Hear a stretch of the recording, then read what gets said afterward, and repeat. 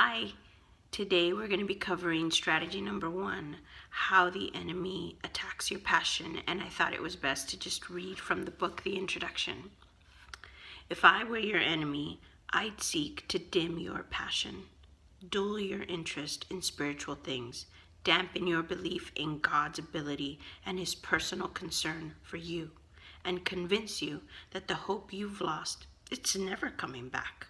And it was probably just a lie to begin with. Fervent prayer is fueled by passion. So if the enemy wants to attack you in one spot, it is to kill your passion, to make you think that the prayers that you're praying, the things that you want, they're hopeless, they're useless, there's nothing that you can do. You might think that it's because that feeling that you have of you don't feel like doing it, it's not really working, I've already prayed 10 times for that and it hasn't happened, like all of that. Fervent prayer is fueled by passion, and when you stop feeling that passion, you stop trying, so you stop praying, and it leads to a little bit of discouragement, and then it leads to prayerlessness. And when you let it get that far, that's the enemy's goal, is to stop you, to make you think that you don't need to pray because it's not even helping. And the whole point is that we need to ask God to give us our passion back. That's our edge. Passion is what keeps you going when you want to stop. It's what makes the athlete keep on running that one more lap, even though they were tired a long time ago. It's what keeps you moving ahead.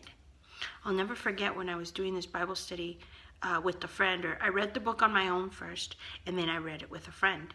And when I was reading it with that friend, she starts telling me, well, I have a passion for this and this and this, and I want to do this in church, and I want to do that in church, and I just don't know what it is I need to do. And she's kind of going on and on about that. And then she asked me, what is your passion? What do you want to do? And I said, I just want to go to church. Like, I just want to have passion to go to church. I wasn't going to church consistently. I know that sounds bad, but I wasn't. If I didn't feel like going, I wouldn't go. If I was too tired from the day before or whatever, I wouldn't go. And all I wanted was to be consistent. So I literally put a board on my wall, and I'm the kind of person that likes stickers. So I would give myself a sticker every time I went to church on Sunday. I would put a sticker on the board for all of us, and I did it with chores, and I just worked on consistency in general. But I guess I share that story with you to tell you that the enemy can attack your passion no matter where you are. For me at that point, it was just passion to just go to church, to just pray, to do even the basic stuff. But if you're already going to church and you're thinking, well, this doesn't apply to me because I'm doing. But he can dull your passion to just do just barely enough, to not fully get involved, to just do enough to check the box.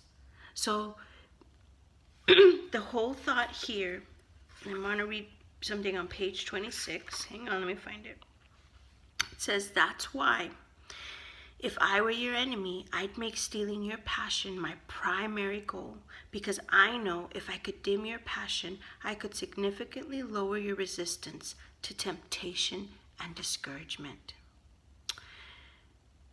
Take a look at this chapter, read it, try to understand it. He wants to kill your cutting edge. He wants to remove all hope from you and help you think and let you think there is no hope. Fervent prayer is fueled by passion. There is nothing that is impossible for God. But we need to pray. Prayer activates His help. It lets Him know we want Him to intervene. So take a look at the verses that are in here. Craft your prayer. She has a really cool example in the book on Isaiah and his protege and how he got his cutting edge back. And it's great. I never saw an interpretation like that on that story, but I love it. And in the comments, I'll share my fervent prayer for passion. It's the very first one that I wrote when I first read the book. Thanks. See you next week.